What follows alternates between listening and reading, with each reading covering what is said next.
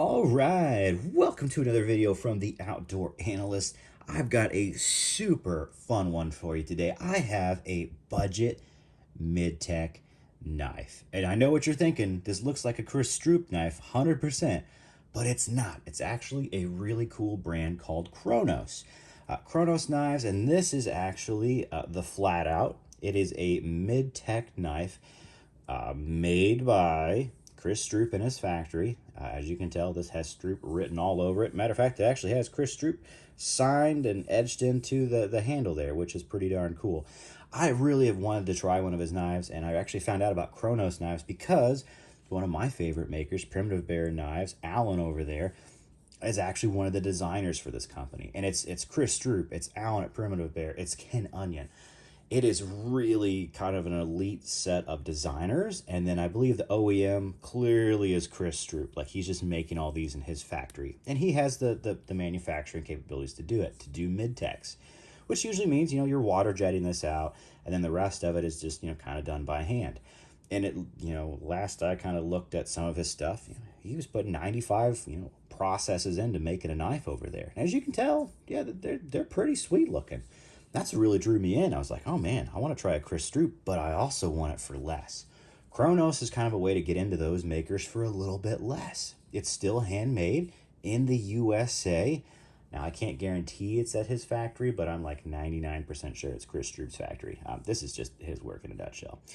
But what you're getting is a 1095 carbon knife. This is 0.156 thick on the stock, G10 scales, basically Chris Stroop's way of doing rock tread, which is really intense rock tread. Like, it is really big grooves. And I honestly at first was a little worried about it. No issues now. It actually feels very comfortable in hand. It's kind of a thinner stock knife as well, not the stock blade stock, but the actual handle scales are a little bit thin. But it's meant to kind of be a slightly lighter weight knife as well, so I don't mind that whatsoever. The size of this is about almost 8.5 inches all around.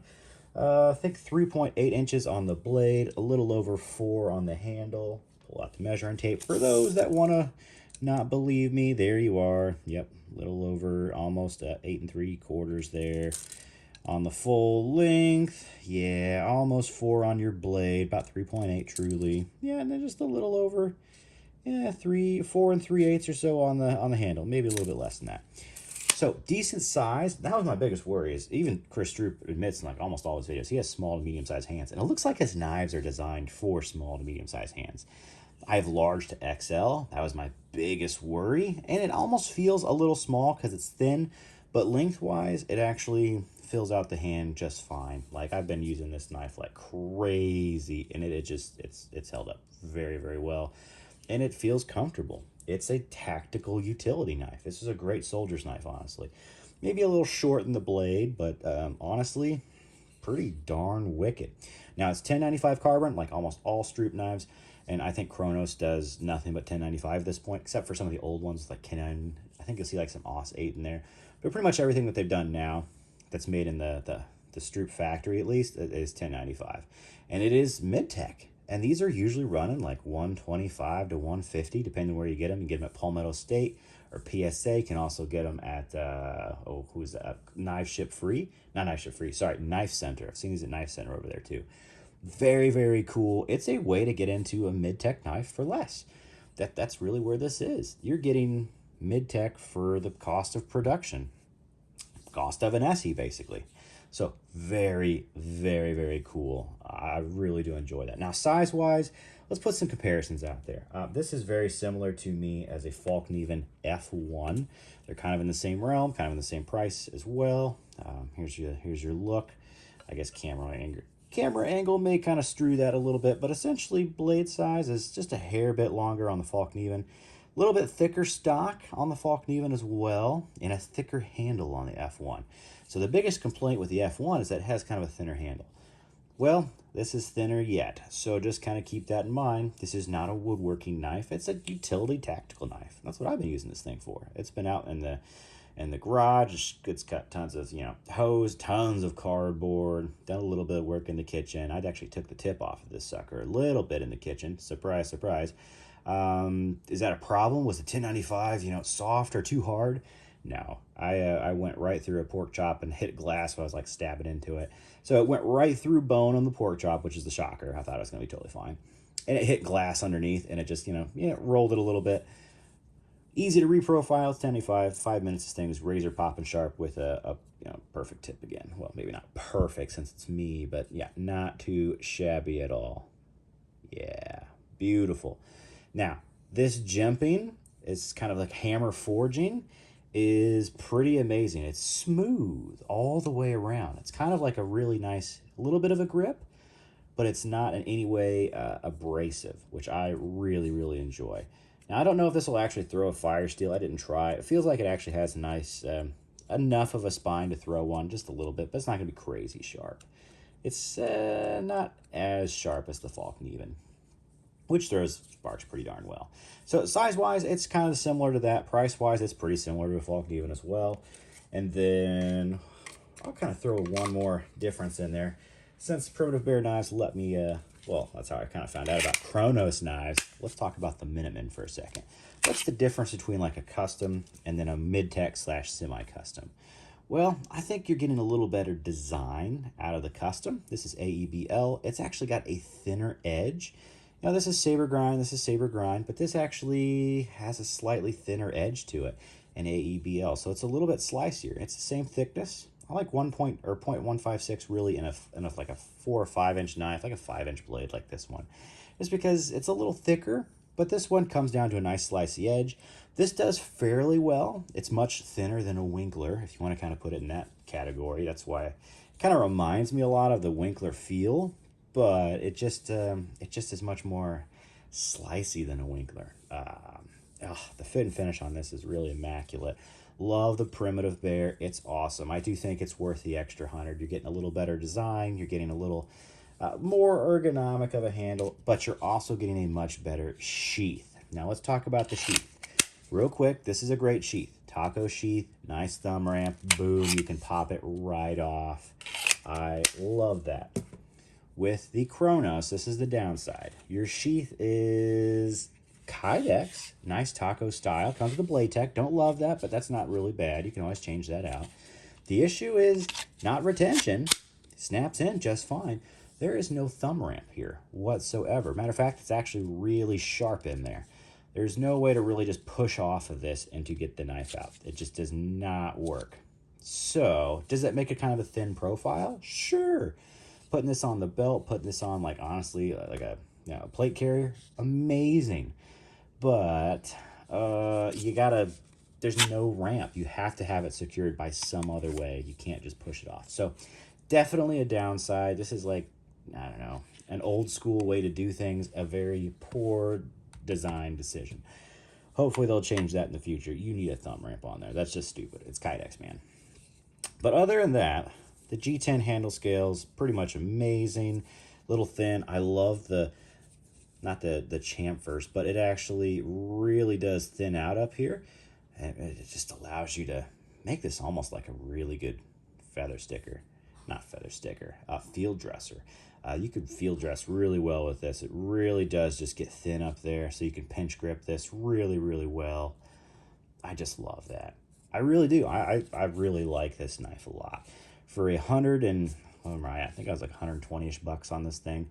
I'd take this over an SE any day of the week. I hate to say that, love SE knives, but this is much more personal, and it's American made too. Not that SE isn't, but this is handmade, man. Not the whole thing, but that's just freaking awesome all the way around. I love this. I don't really know what the Rockwell is on this. I think it's probably a little bit not tougher, a little bit higher than SE's. Edge retention wise, I was actually really impressed. I did a crazy crap ton of cardboard one day with this, and I had to strop it up, but it didn't do bad at all. It didn't take long at all to get it up there. Oh, look at this beauty, man. Look at this just that hammer forging look up there. I love this. Some people don't love that, but I just love it. It's so cool. The rock tread, that takes some time to do, and it is done incredibly well. The fit and finish, oh man, plunge grind, perfect. All the way around on the scales, absolutely perfectly smooth. Lanyard hole, just fine. honestly, I can't believe this costs what it does. This is really, really good quality right here. Now, granted, this is a sample size of 1, and I paid for this on my own. Sample size of 1. This knife's awesome. It's absolutely awesome. I am such a huge fan of this thing. So what's it going to be for me? It's probably actually going to ride in a vehicle or just, stick next to something like this. It was my bear protection down in the Appalachians a little bit. Really enjoyed it. Yeah, I know it's tiny. It was just kind of more along the lines of a gas station knife, essentially. You never know. Those are always the shady spots that you stop at, essentially. It's your gas station in the middle of the night. But this knife, super cool. Keep an eye out for Kronos knives. They're amazing, and I'm starting to see them different places. So PSA, and then also over at Knife Center. Super, super cool. Very subdued in the looks. I mean, small logo there. A little bit of a... and I think that's pretty subdued when it's on the actual blade stock. I don't mind that at all. Chris Stroop knives and then a serial number. That's pretty darn cool. I just freaking love this thing. You just want to stab something. I love stabbing with this knife. Now, correct it. That's not what toasted the tip. That was me just being ridiculous in the kitchen. But, super awesome. Super, super awesome. I love this knife. It really is awesome. There's no way around it. Let's do a quick fun cutting test. I've cut a lot of things. I have not cut a can with it though. So it's 1095, not the thinnest edge, but this thing should zip right through. So how well are we gonna do?